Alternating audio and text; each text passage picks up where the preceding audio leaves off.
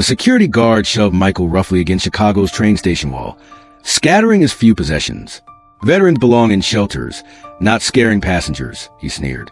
Neither noticed the black SUV stopping nearby, nor the four-star general's son stepping out, eyes narrowing at the scene. The security guard kicked Michael's cardboard sign.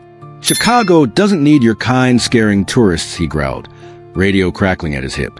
Michael's callous fingers gripped his dog tags, 2nd Battalion, 5th Marines, 3 combat tours in Afghanistan. Awards meant nothing now. His worn combat boots, once polished a mirror shine, were splitting at the seams. His beard, once regulation tight, now hung long and peppered with gray. The cardboard sign beside him read, Marine Veteran. Anything helps. Rain soaked through his tattered green jacket as commuters hurried past, eyes averted. Some pretended not to see him. Others clutched purses tighter, pulling children closer. After serving his country, Michael Riley had become something to fear, to avoid, to erase. I served this country, Michael muttered. In the sand, in the blood. The guard wasn't listening. He grabbed the sign, tearing it. Move on, or I'm calling police. Michael's shoulders sagged under invisible weight. His mind flashed to scorching deserts, to brothers lost, to the day he came home to an empty house and foreclosure notice, to the nightmares that alcohol briefly silenced. No one had said his name in months.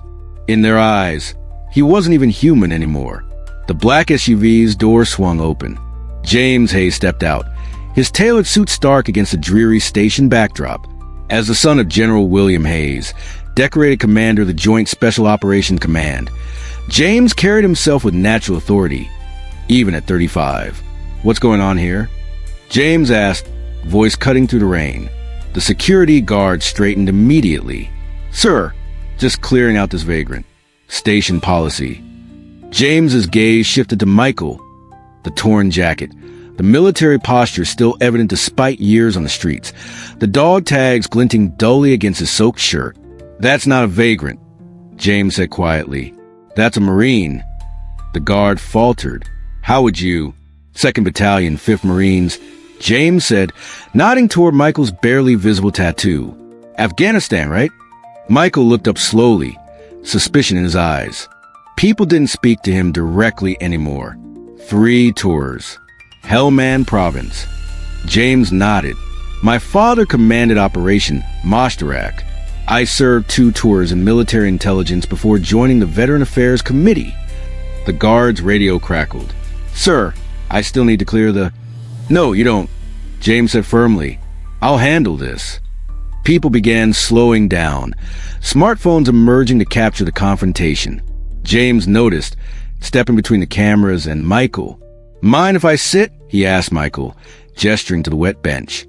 Michael stared, bewildered. You'll ruin your suit. James smiled slightly. It's just fabric. Mind if I ask your name? Michael hesitated, then whispered hoarsely, Michael Riley. Well, Michael Riley, James said, sitting down. I think we should talk. The rain intensified, creating a curtain of privacy around them. James loosened his tie, seemingly unbothered by the expensive suit now soaking through. When did you get back? He asked. 2015, Michael replied, voice rusty from disuse. Last deployment ended badly. IED took out our Humvee. Lost 2 men. My leg. He gestured to his right leg, the slight rigidity evident now that James looked closer. The transition's a bitch, James said, surprising Michael with his candor. My father always said the military teaches you everything except how to be a civilian again. Michael's eyes flashed with unexpected recognition. The uniform made sense. Everything had purpose. Then suddenly, you're nobody, James finished. Just another guy with nightmares nobody understands.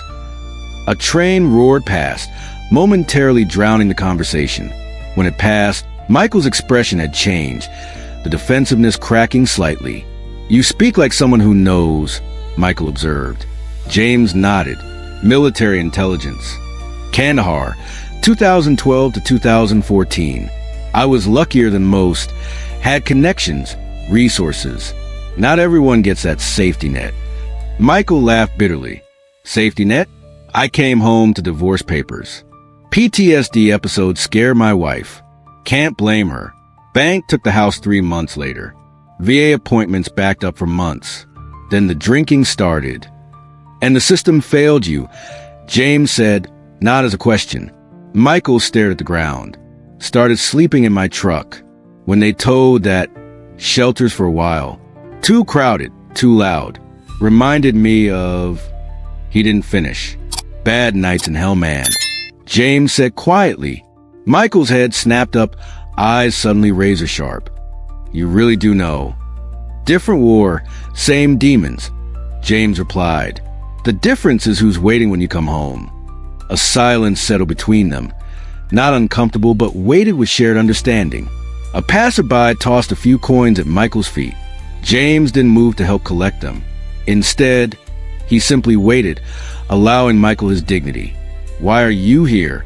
Michael finally asked. Really? James met his gaze steadily. Because when I look at you, I see what could have been me. James's phone buzzed insistently. He checked it, frowning. Important meeting? Michael asked, the familiar distance creeping back into his voice. Veterans Affairs Committee at the Thompson Center. James confirmed, ironically discussing homelessness among combat veterans. Michael's laugh was hollow. Discussing while we're dying on their doorsteps. James stood, conflict evident in his features. His aide appeared at the edge of the station entrance, gesturing urgently. Cameras from local news had gathered, filming the mysterious, well-dressed man talking to a homeless veteran. You should go, Michael said, already withdrawing. I've heard enough empty promises. James hesitated, then reached into his coat. Michael tensed. He'd experienced Charity's humiliation too many times. Instead, James pulled out a business card and a pen, scribbled something on the back. This isn't pity, he said firmly. And it's not charity. He pressed the card into Michael's calloused palm. My personal number is on the back. My father taught me that words without action are worthless. Michael stared at the card. Why would someone like you help someone like me? James looked him directly in the eyes. Because valor doesn't expire when the uniform comes off. And because I'm tired of committees talking while men who bled for this country sleep in the rain.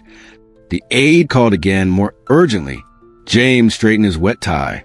Will you call that number, Michael Riley? Something flickered in Michael's eyes. Not quite hope, but its distant cousin. Recognition. What if I don't? He challenged. James smiled slightly. Then I'll be back tomorrow. And the day after. Some battles are worth fighting even when victory isn't guaranteed. As James walked away, Michael clutched the card so tightly it bent at the edges.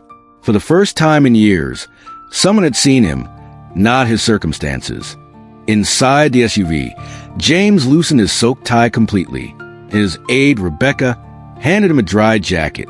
The committee's been waiting for 20 minutes, sir, she said, eyeing his wet clothes. James ignored her concern. Phone already to his ear. Captain Martinez? It's Hayes. I need a favor. He described Michael briefly. Marine, 3 tours, Hellman Province, combat injury. He's been on the streets for years. Tonight, I want him off. The Veterans Housing Program is at capacity. Martinez replied, audible through the speaker. Then make room, James insisted. Pull my name if needed. After hanging up, he made 2 more calls. One to trauma specialist, another to a military doctor he trusted. Rebecca watched, confused. Sir, with respect, why this veteran? There are thousands like him. James stared out at the rain-streaked window.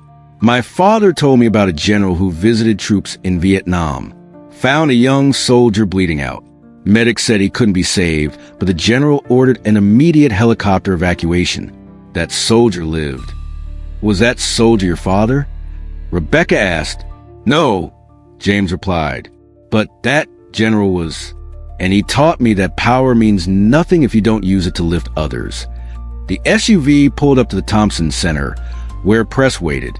Before stepping out, James added quietly. And because when you look away from suffering, you become complicit in it. The rain had stopped by dusk, leaving Chicago's streets glistening under streetlights. Michael still sat on the same bench, card clutched in his hand, debating whether to call. The security guard had kept his distance since James left. Footsteps approached, deliberate, confident. Michael didn't need to look up. "You came back," he stated, surprise evident despite his attempt to hide it. James stood before him, changed into dry clothes. "I said I would." "Your meeting?" Gave him a reality check, James said. "Hard to discuss homeless veterans in theory when you've just spoken with one."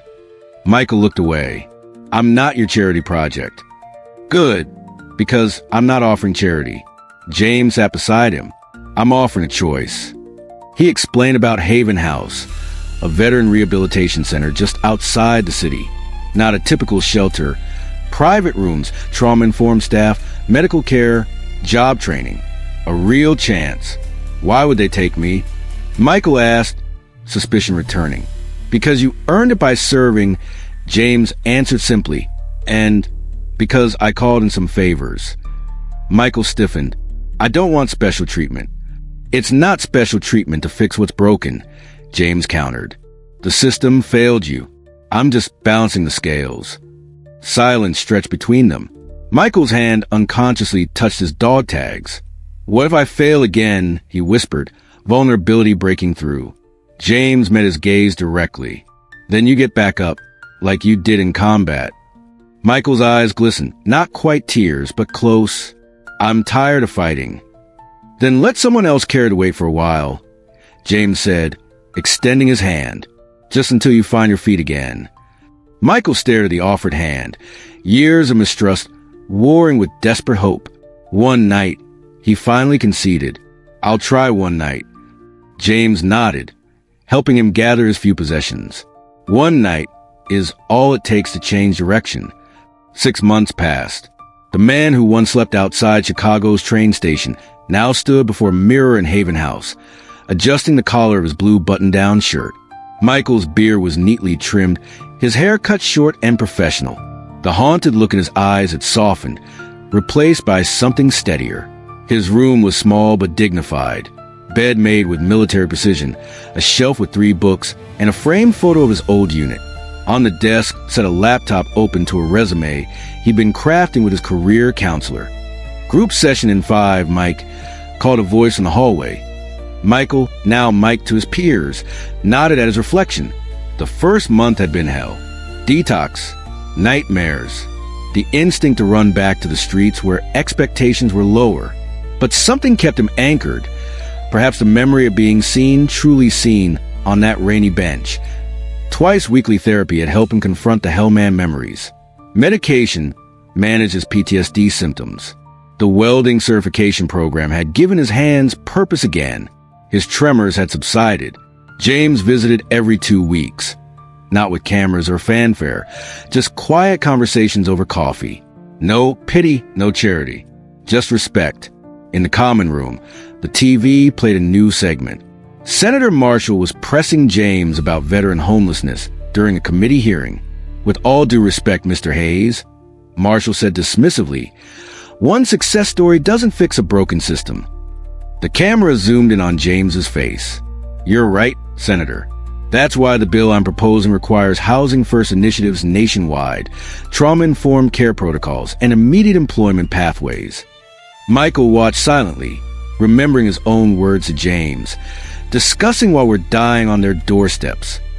Now his words were becoming policy. The therapist entered the common room. "Ready to share today, Mike?" Michael nodded. For the first time in years, he had something worth saying that Chicago's Veterans Memorial Auditorium buzzed with anticipation. Cameras lined the back wall, capturing the From Combat to Community conference. On stage stood Michael Riley, wearing a Navy blazer with his Marine Corps pin on the lapel, addressing 300 people, veterans, politicians, and advocates. "Homelessness isn't about lacking walls," he said, voice steady. "It's about lacking visibility. I didn't just lose my home, I lost my place in the world." In the third row, James listened intently. No special seating, no acknowledgement of his role in the legislation being celebrated today. Just another attendee. "The Haven House model works because it restores dignity first," Michael continued. "Not just shelter, but purpose. Not just treatment, but community. The audience applauded as Michael concluded. The same country that trained us to fight must now train us to live again. Not as charity cases, but as the assets we are. As Michael stepped away from the podium, the moderator approached. We have a surprise guest question. James rose, microphone in hand. No pretense, no rehearsed exchange. Mr. Riley, what would you tell someone who's currently where you were 6 months ago? Michael's eyes met James's. Equal to equal. I'd tell them what someone once told me. You're not invisible. And some battles are worth fighting even when victory isn't guaranteed. The audience stood, applauding. Cameras flashed, capturing two men from different worlds, bound by something stronger than circumstance. Mutual respect. How does it feel? James asked privately as they exited the stage. Michael smiled, a real smile that reached his eyes, like coming home. Every day, veterans who sacrificed everything fade into city shadows, invisible despite their service. Michael and James remind us that true change happens not in grand gestures, but in moments of genuine connection.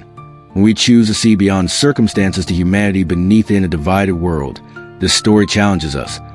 What if we all possess the courage to stop, to see, to act? Who in your community needs to be truly seen today? Share your thoughts below. If this journey touched you, subscribe for more stories that bridge worlds and reveal the power of human dignity. Because sometimes, the most revolutionary act is simply acknowledging another's existence.